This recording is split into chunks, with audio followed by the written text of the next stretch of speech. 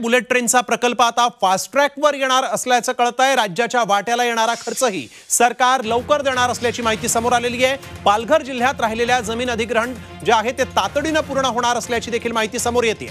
पंतप्रधान नरेंद्र मोदी यांचा dream project आहे आणि हा ड्रीम प्रोजेक्ट पूर्ण करण्यासाठी सरकार आता मात्र प्रयत्नशील असल्याचं दिसतंय। शिंदे सरकारनं पहिली कसोटी तर पार केली। भाजपचे राहुल नार्वेकर हे विधानसभा अध्यक्षपदी निवडून आले। राहुल नार्वेकर यांना 164 मतं पडली आहेत तर राजन साळवींना 107 मतं मिळाली। 3 आमदार तटस्थ राहिलेत। विधानसभेच्या विशेष अधिवेशनात राहुल नार्वेकर यांची अध्यक्षपदी निवड करण्यात आली आणि त्यासाठी नव्या नियमानुसार शिरगणती करण्यात आली आहे। दोन्ही बाजूच्या सदस्यांनी उभं राहून नाव आणि अनुक्रमांक पुकारत शिरगणतीमध्ये मतदान केलं। राहुल नार्वेकरांचं मुख्यमंत्र्यांनी आणि सर्वपक्षीय नेत्यांकडून अभिनंदन करण्यात आलं।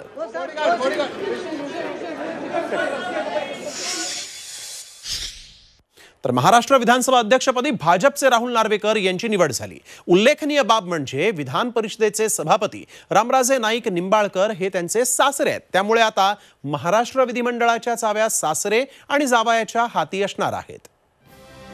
श्री राहुल सुरेश नार्वेकर विधानसभा सदस्य यांनी अध्यक्षांचे आसन स्वीकारावे अशी मी त्यांना विनंती करतो। विधानसभा अध्यक्षपदी राहुल नार्वेकरांची निवड।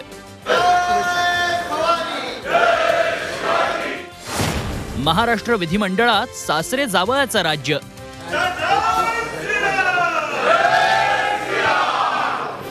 विधिमंडळाच्या चाव्या सासरे अन जावयाच्या हाती। प्रस्ताव संमत झाला आहे। तब्बल 1.5 वर्षांपासून रिक्त असलेल्या महाराष्ट्र विधानसभा अध्यक्षपदी अखेर राहुल नार्वेकरांची निवड झाली आहे। भाजपचे राहुल नार्वेकर यांना 164 मतं मिळाली तर त्यांचे प्रतिस्पर्धी शिवसेनेचे राजन साळवींना 107 मतांवर समाधान मानावं लागलं। 3 आमदार तटस्थ राहिले।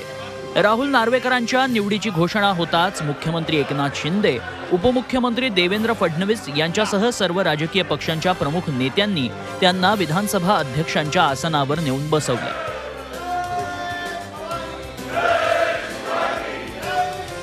शिवसेना, राष्ट्रवादी असा प्रवास करत भाजपत आलेले नार्वेकरांनी नवा विक्रम केला। 45 वर्षांचे राहुल नार्वेकर हे सर्वात तरुण विधानसभा अध्यक्ष ठरलेत। नार्वेकरांनी शिवसेनेतून राजकीय प्रवासाला सुरुवात केली। त्यानंतर राष्ट्रवादीकडून मावळ लोकसभा मतदारसंघातून निवडणूक लढले आणि पराभूत झाले। राष्ट्रवादीनं त्यांना विधान परिषदेवर संधी दिली। 2019च्या विधानसभा निवडणुकीपूर्वी त्यांनी भाजपात प्रवेश केला। 2019 साली मुंबईतील कुलाबा मतदारसंघातून ते आमदार झाले।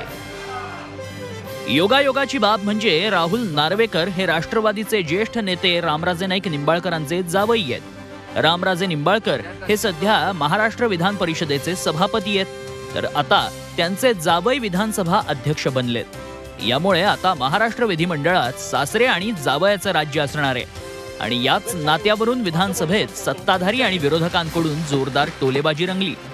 पु ल देशपांडे असं म्हणतात की जावई आणि सासऱ्याचं एकमत होणं कठीण आहे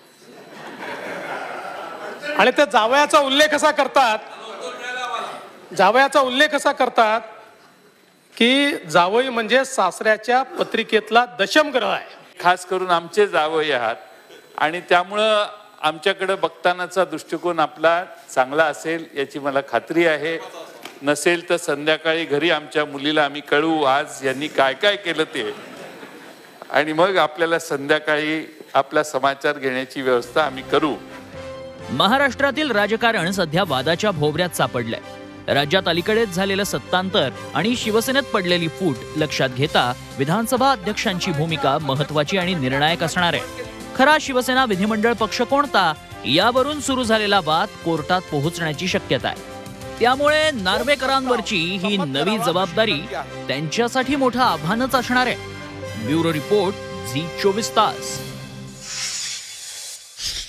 अजित पवार यांनी राहुल नार्वेकर यांचं अभिनंदन करताना जोरदार बॅटिंग केली। यावेळेस पवार आणि मुनगंटीवार यांच्यात जोरदार जुगलबंदी देखील रंगल्याचं पाहायला मिळालं।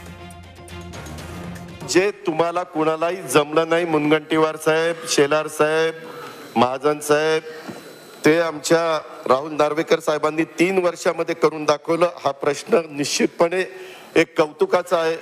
भाजपच्या अनेकांच्या मनात मी तुम्हाला सुचवलं होतं तुम्हाला की त्यांना अध्यक्ष करा म्हणून. हा विचारा ना.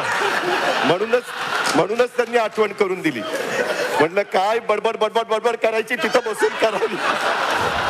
खरंतर अजित दादा, तुम्ही असं सांगितलं की अध्यक्षासाठी माझं नाव सुचव.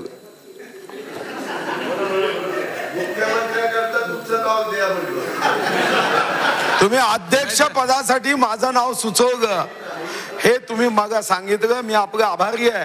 फक्त अध्यक्ष महाराज ही नोंद घ्यावी की तुम्ही अध्यक्ष पदावर बसताना त्याच्यामध्ये थोडा माझाही त्याग आहे. तिकडं बसलेल्या आमच्या मंडळींना बघून मला मूळ भाजपच्या मंडळीचं खरं तर वाईट वाटतं की आज समोर भाजपच्या बाजूला पदावर बसलेले बहुतांशी मान्यवर आमच्याकडं पलीकडे गेलेली मंडळी तिथल्या मूळ मान्यवरांना बाजूला सारून तिथं पदावर बसलेले. पहिली लाईनच तुम्ही जर बघितली तरी देखील तुमच्या लक्षामध्ये येईल. गणेश नाईक साहेब, बाबनराव पाचपुते साहेब, राधाकृष्ण विखे पाटील साहेब, असे उदय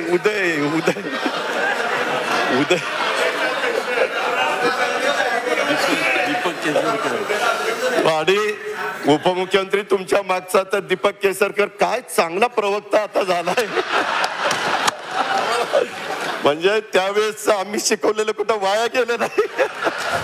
शिवसेनेचे नेते आदित्य ठाकरे यांच्या गुरुस्थानी मातृदेवो भव, पितृदेवो भव, गुरुदेवो भव.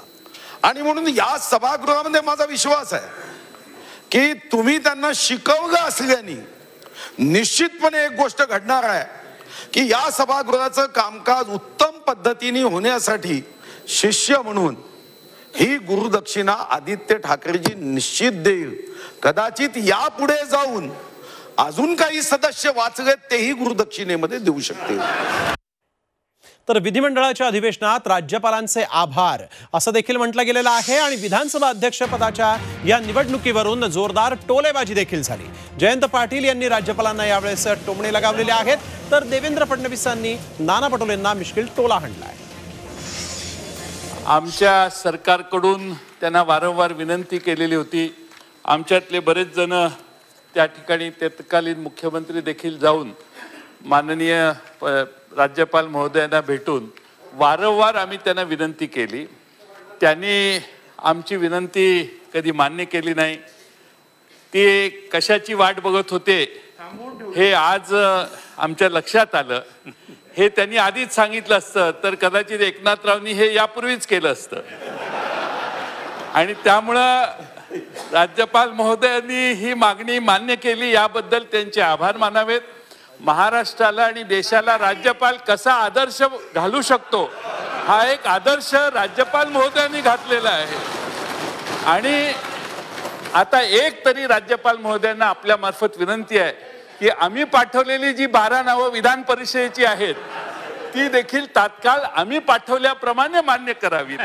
आणि ते जर केलं तर राज्यपाल हे सगळ्यांशी समान वागले असा संदेश देण्याची ही शेवटची संधी आहे. मी आपल्या मार्फत त्यांना विनंती करतो.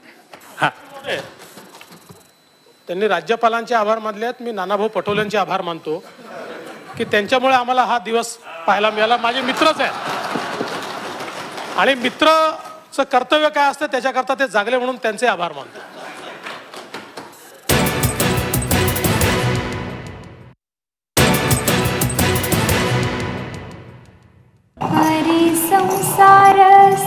बहिणाबाईंची जात्यावरची ओवी म्हणजे